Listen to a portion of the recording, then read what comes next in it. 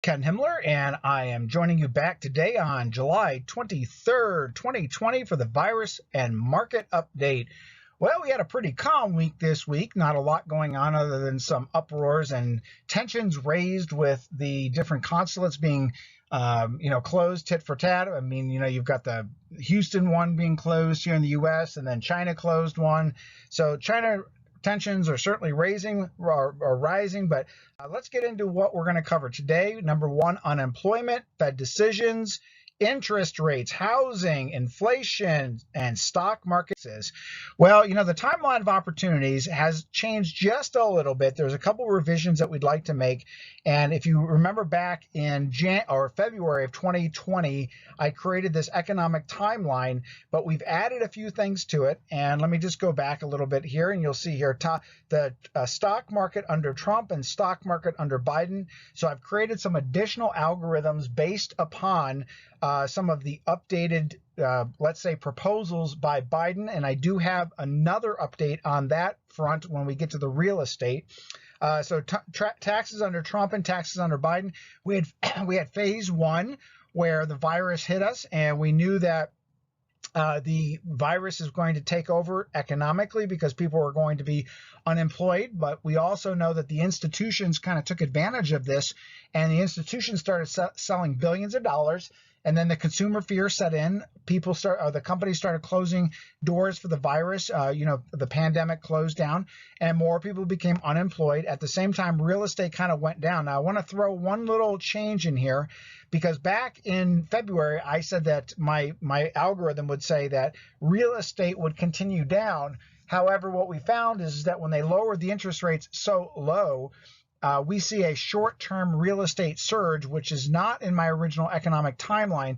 However, we are still in over 8.5 million forbearances, rent forgivenesses, and rent deferments.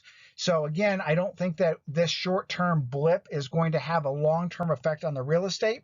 I did estimate that as soon as the viruses, and I'm going to cover the new viruses, the vaccines that we have on the forefront, as soon as those started being released and people started getting back out, we would see a resurgence. Now, what I did not anticipate is this social unrest, the cities under lockdown, the ongoing, police defunding of the police, the issues that are going on there.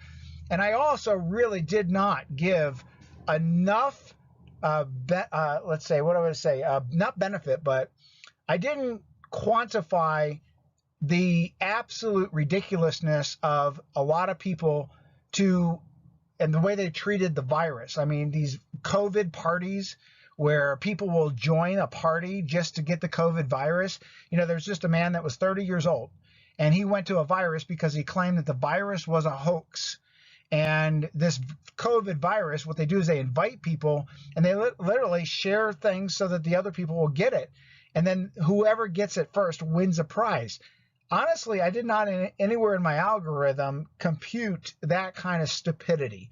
And unfortunately, this 30-year-old young man lost his life because he went to this COVID party and he thought it was a hoax, and well, he ended up dying. So again, there were some things here back in February and March that I didn't anticipate. I gave my algorithm about an 80% accuracy, and that 20% was to leave things for the unknowns.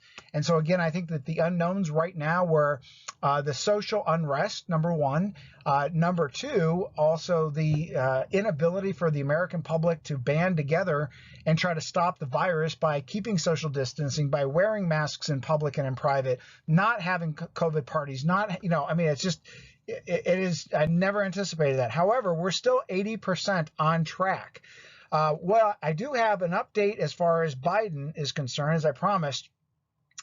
Here, and you'll look, there's this downward green versus the downward blue. The downward blue is my estimates if Biden gets elected. The downward green is if Trump gets re-elected.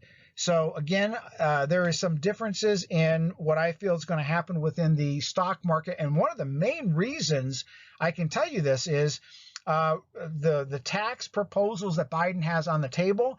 And just yesterday, Thursday, there was a new proposal by Biden in order to pay this debt that we're incurring for the corona bailout or the corona stimulus or the corona relief, whatever you want to call it. Here's a proposal that is to be very harshly taken. The proposal is to raise or create a federal real estate tax or make the states increase the real estate tax and give some of that back to the feds to pay off the stimulus. Now, I am in total disagreement with that, because what you're doing is you're going to crash the real estate market, you're going to crash the mortgage market, you're going to crash the mortgage bond market. It is going to be the most horrendous outcome that I can't even imagine it. Let me just remind everybody, I was in practice back in 1986. And if you don't remember that tax act, it was called TRA 86, Tax Reform Act of 1986. And basically what they did is they stopped the full deductions on real estate. Well, I can tell you that I was a real estate investor back in 1986, and that crashed the market. It took years for that market to recover. Anytime the federal government gets their nose into the real estate market and they start messing around with the tax deductions or the capital gains tax on a sale or, real estate taxes now, I mean, this is something that we really need to watch. And if I see some more traction being gained by this, on the Democrat side, then I am going to change my algorithm, and that blue marker is going to drop a lot faster than what you're seeing right there. I estimated that the businesses would reopen, and as they reopen, of course, the economy gets back to normal. Again, you just really have to watch how this election is really playing out right now, because if the election plays out, there's a whole different timeline. Birth rates are up. That's a good thing. However, birth rates are only up in comparison to where they were. However, overall birth rates are extremely down. Here's a good example. In 1956, the average family had average female had 4.7 children. Now it's 0.5. So there are some countries, as an example, like Japan, who estimate that by the year 2070, their population will be cut in half because the birth rate has dropped so greatly. So again, this is something to watch out for. As we get through the different phases in this pandemic, I have estimated and algorithmed out the different things that will happen, which you will see play out in the next couple slides here as we give some updates. Well, the virus vaccine update. Well, let's take a look. 1 company approved for limited use. 4 companies in phase 3 in the final test. 13 companies in phase 2, 19 companies in phase 1, and the big winner is got 140 companies in preclinical, not ready for human trials. But the big key that I'd like to point out is you've got 5 companies between 1 company approved for limited use and 4 companies in phase 3. Unemployment, 1.416 million applications last week. Unemployment's holding steady at 11.1% week over week. Again, we'll refer that back to the benchmark in April at 14.7%. Current discussions in Congress, the maximum unemployment at 70% of prior or the cap. I'll cover that next here. The proposals, the House of Representatives passed the HERO Act. That was a $3 trillion stimulus relief pack. The problem that the Senate is having with it, which I would agree with, is that part of that, majority of that, up to 1/3 of that, is to bail out states for their poor money management and debt. Hey, look, I decided to move away from New York and California because I felt like I was living in a socialist state. I felt like if you didn't want to work hard and you wanted to move to one of those states and you wanted to live off the system, what a great place to move to. So there's a lot of good-hearted, hard-working people that are paying more than their fair share in those states. So unfortunately, this is what this HEROES Act is trying to purport. So this is basically, it's socialism for fiscally responsible states to bail out those irresponsible states. Now that means that if this goes through, every American would pay for those irresponsible states. Every American would also pay for the excessive pensions. Now listen, I do truly believe that policemen and firemen and teachers are grossly underpaid for what they do. However, if you go to a state like New York, you've got retired teachers making $150,000 to $200,000 on pension plans. So while I appreciate their service, that has a cost to the taxpayer, right? So the Senate, they've got a $1 trillion act. However, I don't agree with this either. It's too small to bail out the businesses. You got 40 to 50% unemployment. I mean, the SBA right now put out an estimate Wednesday that 60% of small businesses that closed will not reopen. They need to get on the ball. Come on, this is both the Democrats and the Republicans.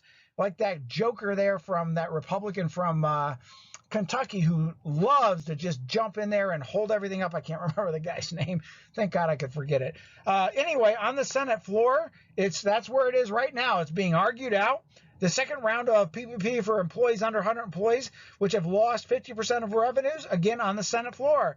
The PPP has been extended until August 8th, which is a good thing, and the payroll tax exemption until the end of the year for employees on the Senate floor.